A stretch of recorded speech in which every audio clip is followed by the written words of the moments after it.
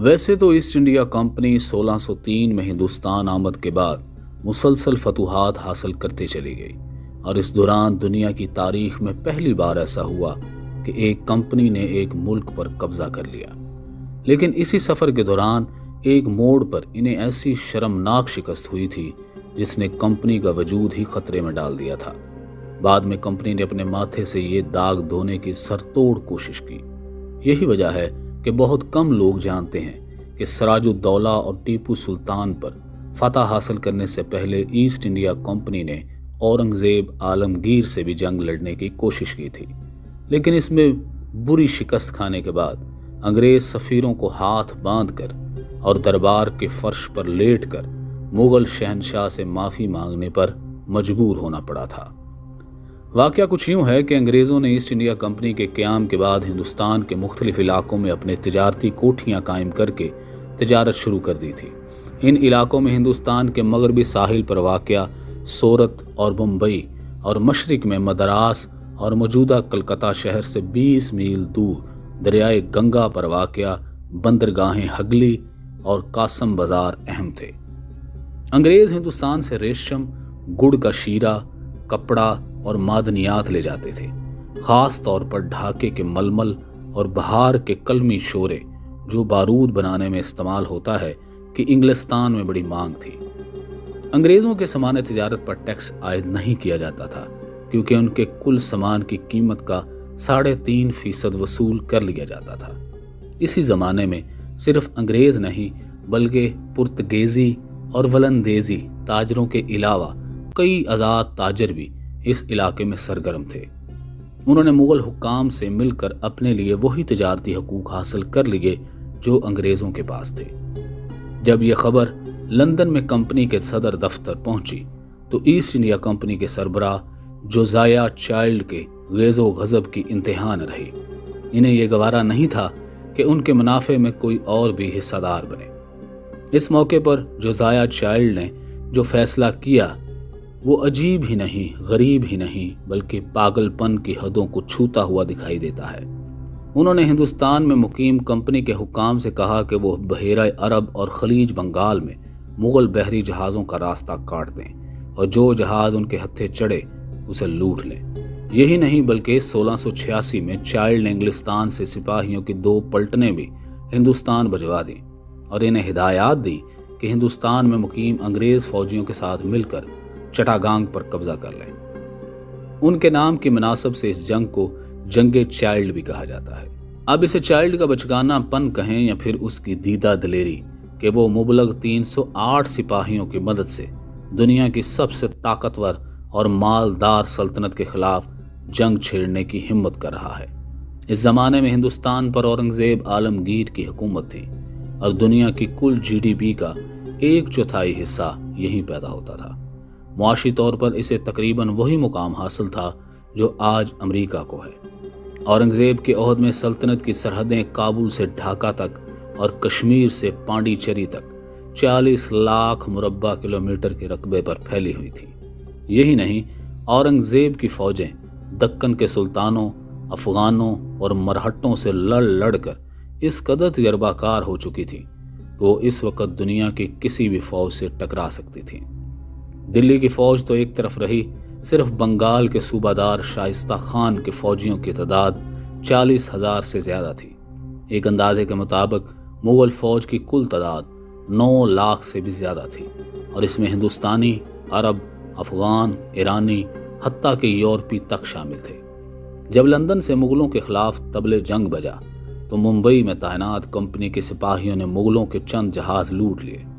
उसके जवाब में सियाफ़ां मुग़ल अमीरुल बहर सैयदी याकूत ने एक ताकतवर बहरी बेड़े की मदद से बम्बई का मुहासरा कर लिया। इस मौके पर अलेक्जेंडर हैमिल्टन नामी एक अंग्रेज़ मुंबई में मौजूद थे जिन्होंने बाद में एक किताब लिखकर इस वाक़े का वाहद आंखों देखा हाल कलमबंद किया। वो लिखते हैं, सैयदी 20,000 सिपाही लेकर पहुंच गया और आते ही आधी रात को एक बड़ी तोप से गोले दाग कर सलामी दी। अंग्रेज़ों ने भाग कर किले में पनाह ली।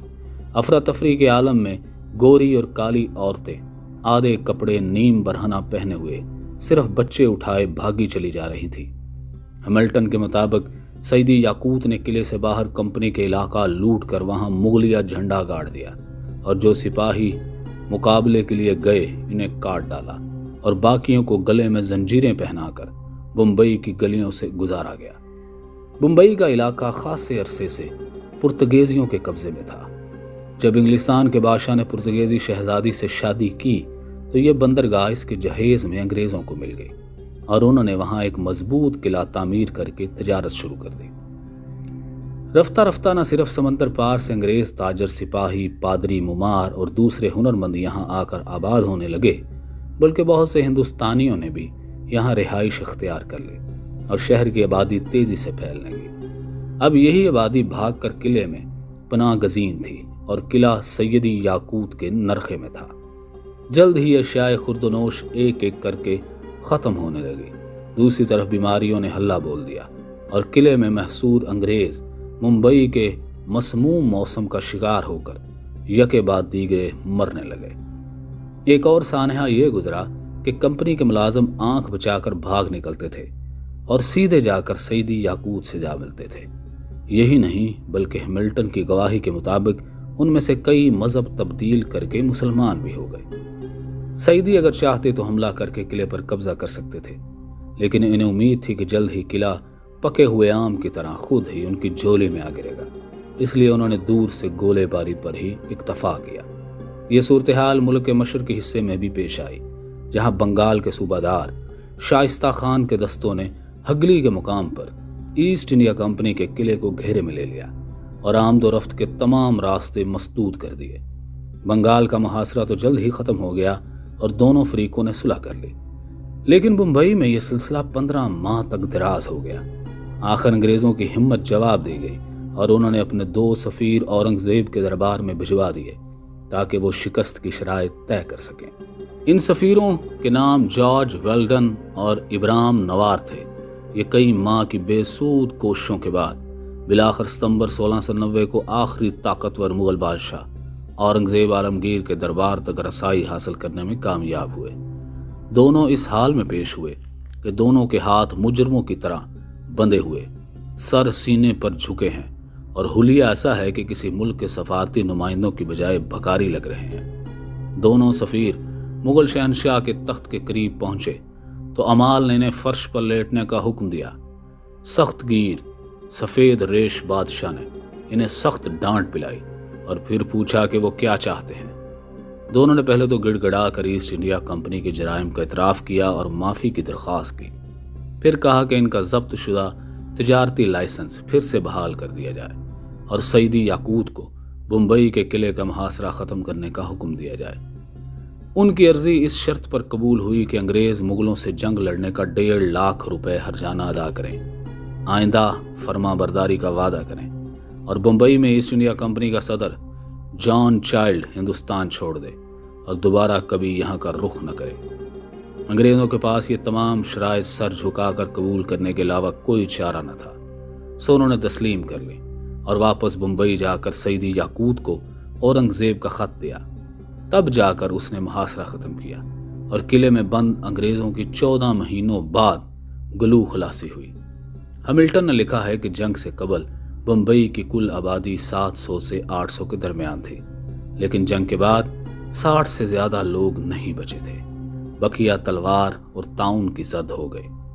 आने वाले वर्षों में ईस्ट इंडिया कंपनी ने हर मुमकिन कोशिश की कि इस खजालत अमेज़ जंग के वाक़यात को इंग्लिस्तान के अवाम तक ना पहुँचने दिया जाए।